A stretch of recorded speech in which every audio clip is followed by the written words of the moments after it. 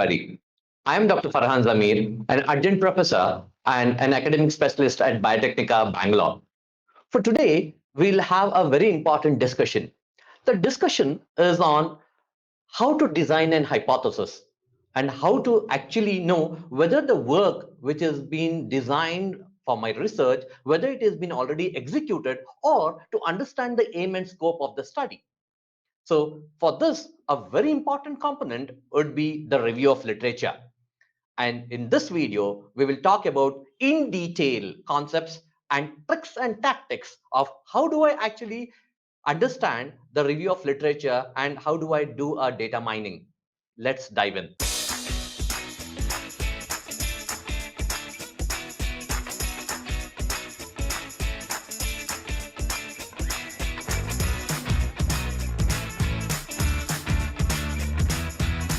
So when I talk about review of literature gives you a complete preamble, a complete background of what is the quantum of work which has been already been done, which has been executed worldwide, nationwide, or at a regional wise. So please remember, a review of literature could be divided into two major components. One is to know the national status of that particular review, okay, and the other one is to understand the international status of the review.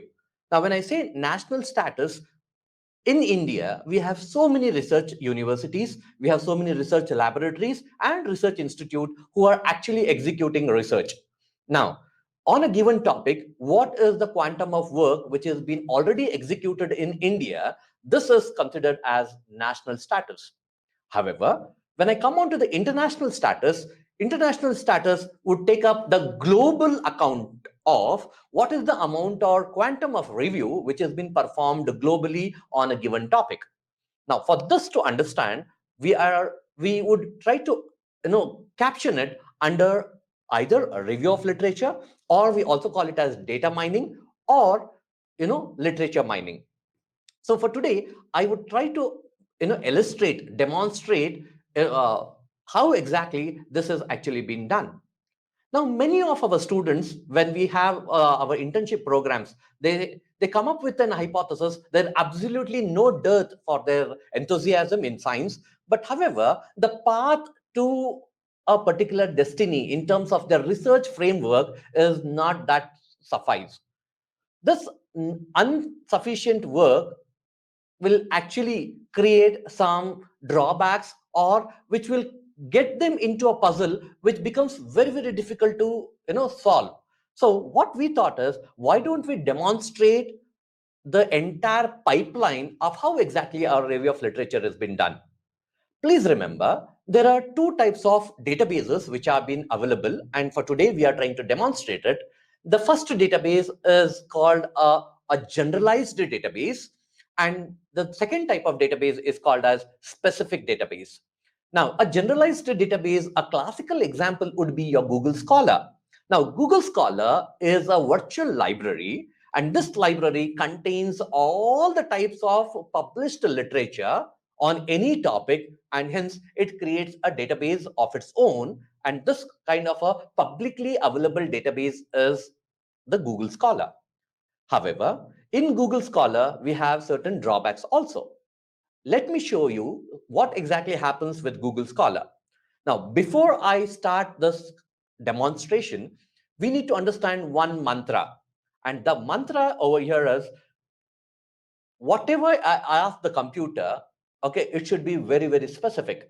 So the mantra would be, garbage in is garbage out. This is on the contrary. This will also tell me very significant information in will give you very significant information out. So there is a communication between me and the computer. And also remember, the computer does not understand grammar. So do not type in sentences. Do not type in long sentences as, I want this on cancer research, or on on HIV, or on breast cancer. Please do not. Most of the students, when we talk to them, they write long sentences on a search window, and that is actually creating a problem. Now, remember, any point of time when you're trying to do a review of literature, it should be always mentioned in form of a keyword. Now, What do we understand with the word as keywords? Now, as I have already mentioned, that garbage in is garbage out. Remember, there are two concepts here. The first concept is I am trying to ask a question to the computer, and that question is called as query. Okay, that question is called as query. However, in the response to my query, the computer is giving me an answer, and this answer is called as subject. So there's a communication between a question and an answer, and in review of literature or any kind of a communication with the computer, especially in bioinformatics, it will, the question what I ask is called as the query, and the response what I get from the computer is called as subject. This point we need to remember. Now, with this as a background, I need to ask a question to the computer. Now, as I have already mentioned, I cannot give up a long sentence. So I need to give it in a very brief form, and that format is called as a keyword. The keyword will define the entire architecture or the entire framework of the review of literature. Let us try to develop an hypothesis here. The hypothesis is I want to understand the, the pattern of breast cancer in India and the pattern of breast cancer globally. Now, this is my title. Now, if I want to look into this, as I have already mentioned, I can look into the two different scenarios. One is with the national status, the other one is with the international status. Now, using Google Scholar, I would try to teach you how exactly we can look into the particular topic. So, what we do is initially we go into Google, and once I go into Google, I type in Google Scholar, and this is the homepage of Google Scholar. Now, in Google Scholar, you can search. The keyword is not necessarily your research topic. This again you need to understand. The keyword could be the name of the author or the university in which a lot of work has been done on breast cancer, or a particular institute in which a research has been actually performed. So remember, the keyword is not necessarily should be a topic from a scientific background. Okay, it could be either the date of publication, it could be the authors, it could be the lab in which the work was been done. All this the computer will be considering as keyword. Now, let us try to understand. Now, if I type in, okay, as an author, if I want to look in, so let me type my name. So I would type in as Farhan Zamir. So the moment I type in Farhan Zamir on Google Scholar, it will give me a sum total publication of Farhan Zamir. Now, remember, if you already know an author, now this is a case wherein uh, I have finished my MSc or I have finished my BTech. Now I want to approach a guide for a PhD. Now, my lab is basically working on bacteriology. So this means to say the facilities which are available in my lab is focusing towards bacteriology. Now, you design a particular proposal, and that proposal talks about virology. Then, though you have the fantastic proposal which has been designed and which will be sent to me as an email, I am simply not able to accommodate you because I don't have a facility of your research interest. Now, many a times this will create a big no-no, and most of the scientists or most of the researchers, they write a regret letter saying that I am sorry, I'll not be able to accommodate you in my lab for a simple reason that I do not have the facility what you require. So hence, you need to always make a background check. So this is Google Scholar will help you in knowing what kind of or the domain or what kind of research is a particular researcher or the faculty or a scientist doing. Okay, and then it will also give you a sum total activity of the lab in a particular institute. Example, if you can type my name here as Farhan Zamir, and if you go into it, so you will get the entire papers on which my lab is working on. Okay, so this will give you an idea. Say for example, we have something on diabetes, we have something on bacteria. So this means to say anything you write a proposal on diabetes or anything you write a proposal on bacteriology, we are able to accommodate you. Okay, so this is how you get an idea of how do I propose a topic for a research interest towards a particular guide. Okay, so this is very, very important. This could be either at a national forum or it could be an international forum. Okay, now not all researchers would have been registered under Google Scholar. Okay, so the best tool for actually searching for a guide or for a given literature would be PubMed.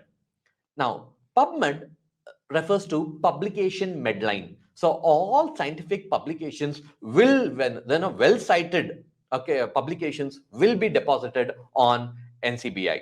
Now, NCBI refers to National Center for Biotechnology Information. This is from the National Institute of Health, and which is at Bethesda, USA. So you can look into the link. It is www.ncbi.nlm, that is National Library of Medicine, and NIH, that is National Institute of Health, and Gov is the government. So the website is www.ncbi.nlm.nih.gov. So I click on National Center for Biotechnology Information, and this is where I get the home page of NCBI. Now, on the homepage of NCBI, please remember, NCBI is the world's largest literature, world's largest biological database or scientific database. Okay, for today's demonstration, we are only focusing on the literature database. So, in the drop-down button, when you look into this onto your screen, you have all databases. Now, from all databases, if I am able to select an option which is called as PubMed.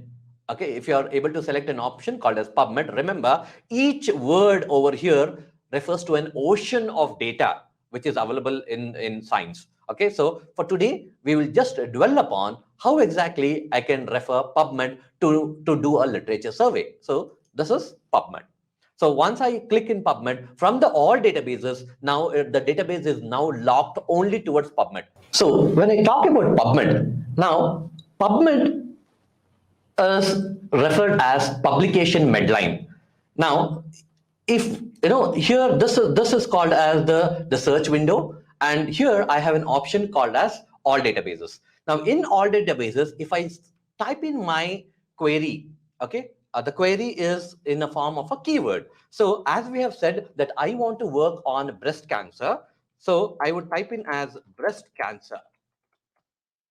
And then if I click on all databases and then I say search, please remember, now the moment I say search, the database is picking up the keyword as breast cancer and then searching into all databases, irrespective of it is a gene, protein, structure, all those things. And if you see, there's a huge amount of data which has been available in form of literature, in form of genes, in form of proteins, in terms of genome, clinical research, and then pub chemistry. So here my work was to look into the literature, but here because of a wrong query, okay, or because of the wrong option, the entire thing has been moved onto a completely different window. So please remember, when you're looking for an option, you need to be very, very precise when you're searching for your literature. So this kind of a mistakes should not be repeated. Okay, because in research, you simply do not have time and you need to be productive. And during your productivity, loss of your 1 minute in your search will also matter. So with that, let me make it clearer. So rather than using all databases, what I will do is I will go on to an option called as PubMed. Now, as I told you, PubMed is publication medline. Pub refers to publication, med refers to medline. So it is publication medline. My friends, remember, this is the world's largest freely available public scientific database. Okay, it is absolutely available for free. And this is mainly because of the MOU between the government of India and government of US. So now I would type in as breast cancer. So when I type in as breast cancer, the word breast cancer is one keyword. Okay, and then I say enter. Now, what does the database say? The database says, please refer onto this number here. The database says the word breast cancer has 4,67,399 literature which has been available as per today. Okay, so every minute the database is been updated, and it says that it has a information on in terms of literature, that is, it has 4,67,399 literature. Now, just imagine that I need to, perform research, and for my research, if I want to do a review of literature of around 4.5 lakh literature, okay, and then come up with an hypothesis or a proposal, trust me, my dear friends, this is a mission impossible. So, how do I refine it? I cannot read, and this would take years for me to read this amount of literature. So, how do I do it? Now, to understand how do I do it, I need to make my question precise. As I have already told you in my the introductory talk, wherein garbage in is garbage out. So, because I have given up a garbage question, because breast cancer is a non-specific question, it is a non-specific keyword. So, hence, the computer is giving me a garbage answer. It is saying that the word breast cancer is somewhere around 4,67,399 literature. Whatever you want to read, you go and read. Okay, but that is not my intent. So what I need to do is I need to polish my query. Okay, how do I polish my query? Remember, for polishing the query, you need to bridge keywords. Very, very important. Okay, you need to bridge keywords. Now, how do you bridge keywords? Now, you have breast cancer as one keyword, and then I want to look into India. So, the status of breast cancer in India. Now, remember, if I say as breast cancer India, then I am not bridging it. So, if you remember your 8th standard or your 10th standard English grammar and that red book, which was called as Grammar Renan Martin book, okay, there, we studied about noun, pronoun, verb, adjective, etc., etc. And then, very importantly, we studied about bridging words. And those bridging words were called as conjunctions. Okay, so please remember, conjunctions are the bridging words. Now, when I talk about a query, the query has to be used in a form of a bridging word. So here, when I say breast cancer, okay, and India, so the bridging word has to be inserted. Otherwise, breast cancer India will be taken as one query, okay, or one keyword. So what do? I use the conjunctions. Remember, in English grammar, as we have discussed, there are three major types of conjunctions. And the three major conjunctions are and, or, and not. So these are the three major types of conjunctions. Now, remember, when you put up one keyword and another keyword, there should be this conjunction. Now, in our case, when I say breast cancer India, so this will be taken as one query. So I want to bridge the word as like this: breast cancer and India.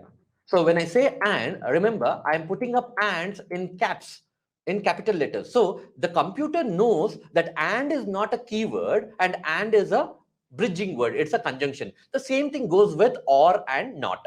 Okay, so I will now, click on breast cancer and India and then search. Please have an eye on this number of results or the number of pop-ups which has come up only with breast cancer. That is 4,67,399. And when I say as search, look at the number of results. See, from 4,67,000 or so number, okay, I am reducing it to a much more significant number of a small population, that is 9,869 literature. Remember, my dear friends, just with adding of one proper keyword, I have reduced lakhs of literature. When I say I have reduced lakhs of literature, this also implies that I have also saved so much of time, wherein I can now be much more productive. Okay, so the other previous lakhs of literature was simply not related to my work, but however, I had given a very generalized keyword. That was a problem. Now, let me try to make the question much more specific. So with breast cancer in India, I have a literature of 9,869. Let me make it as and Bangalore. Okay, so if I'm a researcher and if I want to look into the data which is with the breast cancer published from Bangalore, from a Bangalore population, okay, so look at this, fantastic. From 9,000 odd literature, now the literature has come down to 510. Remember, my dear friends, reading 510 articles is also a bit difficult. Okay, so what can I do? Now imagine I want to approach a guide from IISc, that is Indian Institute of Science. Now, if I want to do that, or Nimhans, okay, so I can say as I need to know that what is the amount of literature which has been published from IASC on breast cancer with Indian population, very specifically with the Bangalore population. So I can say as and Indian Institute of Science or and IISc. So with this 510 literature, the number goes on very, very specific to 32 literatures. So if I am approaching IISc, these are the professors, these are the researchers at IISc who have actually published good quality papers. Now, I was trying to mention the difference between the Google Scholar and the PubMed. The difference in searching for literature is in Google Scholar, many a times, okay, any published data, reviewed or non-reviewed, okay, so this kind of a data is still available on the net. So it becomes very difficult to differentiate between the authentication of the data. So if there is some predator journal, okay, or if there is some low impact factor journal, if there is non-reviewed journal, even that data could be highlighted onto your Google Scholar. But this is not the case in PubMed. Only high impact factor, good publisher, pre-reviewed, doubly reviewed, blindly reviewed, all these kind of, with various stringency, the exact data will be published here with lot of scrutiny. Now, what is the importance? The importance of this, when I refer these kind of literature, it becomes easy for me to reproduce it in my lab. Say, for example, if there is some methodology, and this says that, if I look into the first literature by Rangarajan sir from IAC, okay, so they have published something on different phases of breast cancer cells. Okay, Raman study of immortalized, transformed, and invasive cells. So this is a topic what they have done, and remember, it is freely available. Okay, so it has an ID. This ID is called as PubMed ID. Now, this is also very important. Now, as every one of us, we have been differentiated with our unique names or initials. The same way, the PubMed literature is also being designated a given number, and that number is called as PMID. That number, as I have highlighted it, it is called as PMID. And for this Rangarajan sir's paper, the PubMed ID is 27916791. Now, remember, my dear friends, whenever you want to actually look into, or if you want the same literature sometime later, it is not necessary that you download the entire literature or entire paper and then keep it. What you can do is you can create an Excel sheet. Into an Excel sheet, you can just copy the PMID.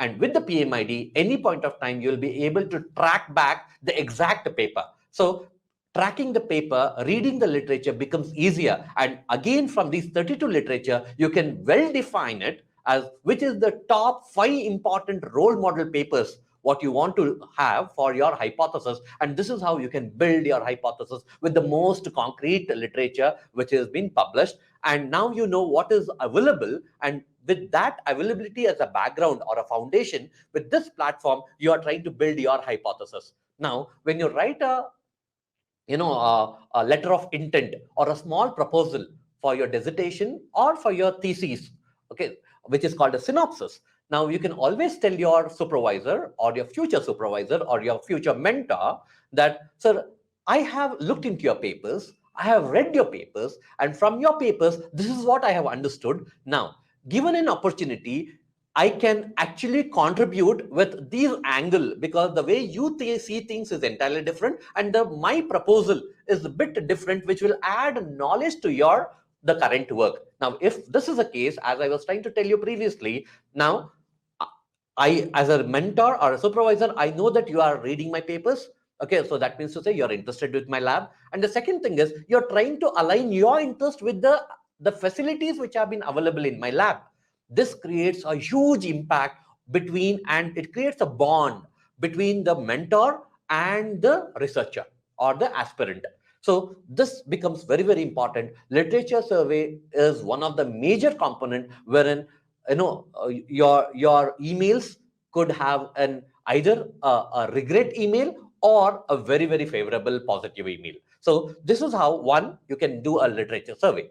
Now, as I was trying to tell you, if I do not want to search in form of breast cancer and India and Bangalore and IIC, something like this, as non-specific keywords, if I want to put it into very specific, so now I know that I can just copy paste the PMID and then I say enter. So when I say enter, remember this entire paper comes up. Okay, so it has Deepika is the first author of the paper, and Balaji is the second author of the paper. Vinay is the third author, and so on. Okay, and then you can also see that where exactly is this particular work which has been published. Remember, this is a combination of work which has been done from a consortium of laboratories. I see around 8 laboratories over here under affiliation. So these 8 laboratories are working together. Now, this also is very important for a person who is applying for research, because if there is no opportunity in Rangarajan sir's lab, okay, Rangarajan sir's lab, then what you can do is you can also look into his collaborators' papers, okay, like this, and also you can say, sir, this is a paper wherein I have studied this paper, and Rangarajan sir has absolutely no vacancy in his lab. Now, since I saw you as a collaborator, can I approach you for this an idea? Now, remember, when you started your research, it was only Rangarajan sir, and now because of the affiliation, now you are able to attach to 8 different institutes and then pitch in your proposal for 8 different people, wherein the number that you are amplifying the opportunity quantum. So more, it was like 1x, now it is 8x. So the opportunity has been amplified. Now, again, if you go down, there is something called a DOI number, which will detect the object. It's a number which talks about a link can directly lead into your paper, or it will also, when you go down, it will tell you an abstract.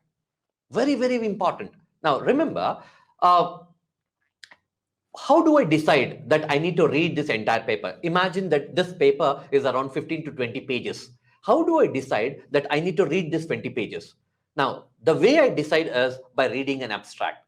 Now, this abstract is nothing but a small version of the entire paper, and this will tell me the crux of what is elaborately explained in the entire paper. So, reading this abstract will tell whether I should read the next part of the story, which is in 15 or 20 pages, or this paper is of absolutely no use to me. So again, in that 32 amount of literature, you can have a sieving phenomena, you can have a filtration phenomena, and then you can come into the topmost literature, which will help you in giving a backup for your proposal or developing your hypothesis. So this is how, my dear friends, and very briefly, I have made it a point that how to approach a mentor, and how to actually write a small proposal, how to build an hypothesis using just a small trick of and, or, and not, and then you bridge them with your keywords, and with this keywords you can actually have an impactful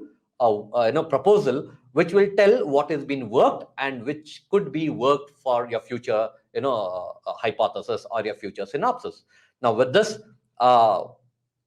we at Biotechnica are putting up a lot of efforts that how do we help our students in getting huge opportunities. The government is facilitating everybody with a lot of opportunities in terms of entrepreneurship, in terms of research scholarship, in terms of stipend, and there are no takers. Now, if you are able to design very systematically, trust me, the person who will review your proposal will absolutely be happy with your proposal. And the intent of Biotechnica is, can we help you? Can we assist you in any manner so that you reach your goals? Because your achievements is our motivation. So thank you very much for joining in. So see you in the next video. We will try to make up all these kinds of useful videos so that at some point of time, this could be inculcated or implemented in your study, and this can have a huge impact in saving your time and making you productive. Thank you very much.